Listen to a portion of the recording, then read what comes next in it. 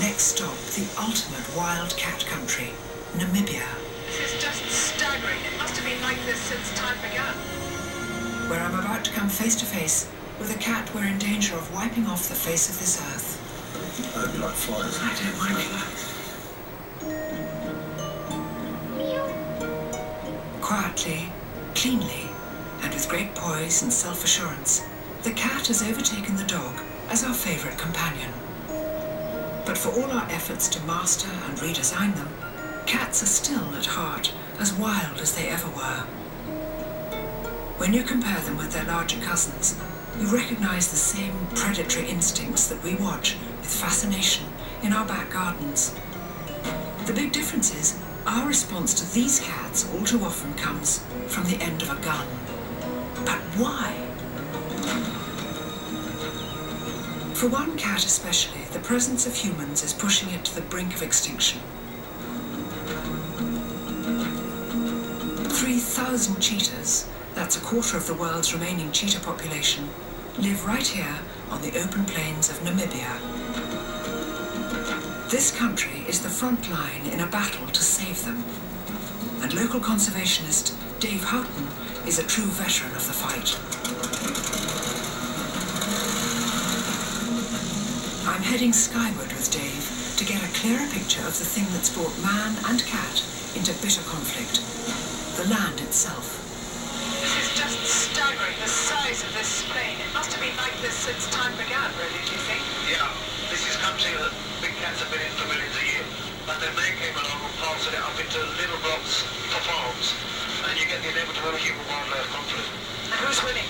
I'm afraid it's bad at the moment, but we are making big inroads into trying to get that balance right. Beautiful, then. Beautiful. Dave is the head honcho of AfriCat, a charity that's fighting to save cheetahs from trigger-happy farmers. Rather than shooting or poisoning a predatory cat, farmers can call Dave to trap it and bring it here, to AfriCat's 10,000 acres of protected bush. AfriCat now feeds and cares for 84 rescued cheetahs that would otherwise have been killed. And here are 3 of them: Pippin, Measles, and Knesses. So beautiful. Why do you think they have these gorgeous... Is it just black marks? What is it? It's a Bushman folklore. A mother lost her babies, and that's basically what's left over from the tears of her crying for her babies. These 3 cats are now too old to hunt effectively in the wild, but Dave's about to move them into a brand new 120-acre camp where they can live out their days in peace. Wildlife vet Mark Jago is on hand to give them a full medical. The guy see he's starting to wave. Okay, you can go in there now. Is that one in the middle? Yes, You see him now? He's just wobbling a bit. I just want to check that he is down first. First step, to get this sleepy cat out of the hot sun. If I get the front, Yes. let me just pull him out a bit because there's a thorn bush there. Yeah. You have to watch the flies there. Yeah. If you hold the base of the tail there, Yes. and then put your other hand underneath, under here. Under here? Yeah. Yeah. Okay. Yeah. Right. I had no idea I'd be getting quite so close to a cheetah. I hope you like flies. I don't mind flies. This is fantastic.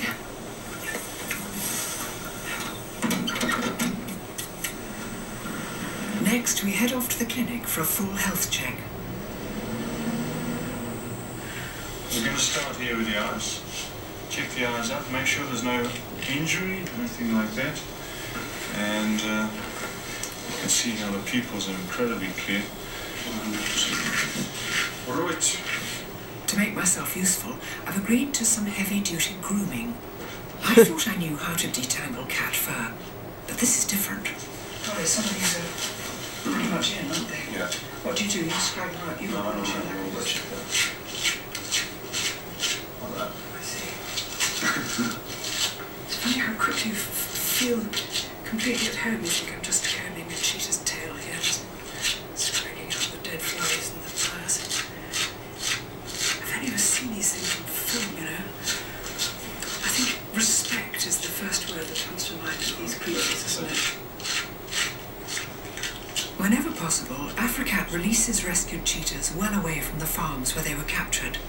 But sometimes the young, the infirm, or in this case, the elderly, become too dependent on us to survive on their own in the wild. Which is such a shame. Well, tell me, an animal like this, which does 80 miles an hour, how can it ever live a natural life in captivity? It can't, can it? So you can keep it groomed and healthy and alive and everything, but it won't be living like a cheetah. No, I think it's something we've got to recognise. As much as we try and improve the conditions in captivity, what we really are working towards is looking at the animals healthy, happy, and conserved in the wild. Yeah. Because that's where they should be. It's reassuring to know there are projects like this. But it's depressing to encounter yet one more example of mankind's inability to live and let live, especially where cats are concerned.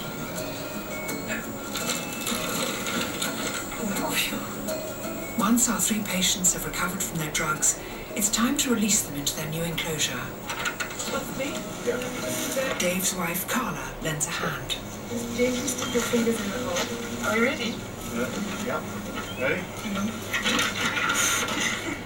I normally just put my finger half in the hole because then you get a bit of... Yeah. Okay? Okay, go. Came out of that sort of rocket. It's kind of quite frightening because as you put your fingers just there, there's this sort of excited head comes banging up, and without being too sort of scaredy cat, you sort of think, I don't want to lose the fingers. Too old to hunt they may be, but now Pippin, Measles and Knersus will have plenty of space and protection from the gun.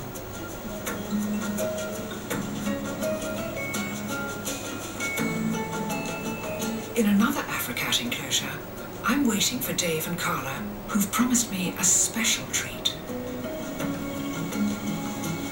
Oh, look at that. That wonderful thick purring sound. Hello, darling. Come on. Pugsley and Gomez, rescued as tiny cubs when their mother was killed by a farmer.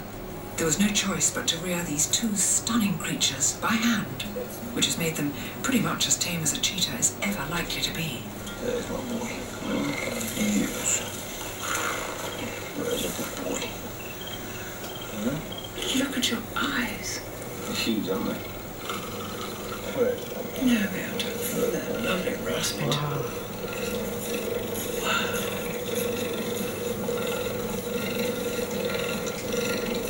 That's lovely, beautiful. It's extraordinary. Apart from everything being on a slightly different scale, i.e. the purr is 40 times louder and the limbs are X longer, they're so like domestic cats, that licking and flopping. Look, he just loves that.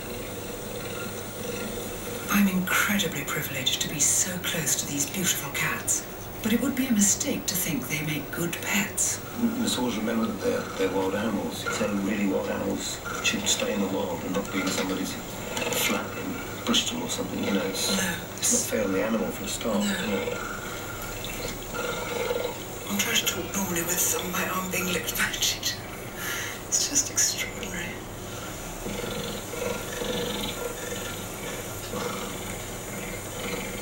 This is so good of them to come and... well, there we are. Just like a cat.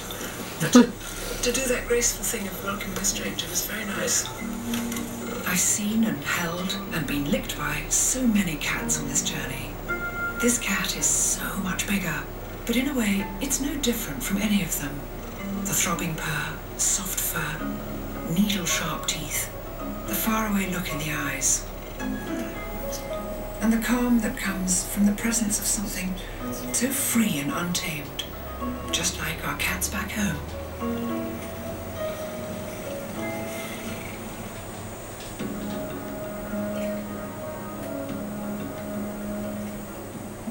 Well, it's been amazing seeing the big cats here. Utterly, utterly thrilling. And it just seems to me that we seem to have made our peace with domestic cats. They've come down out of the wild and we know exactly how to live with them. We love them dearly and they love us. We haven't quite managed that with the wild cats. With the big cats, we've got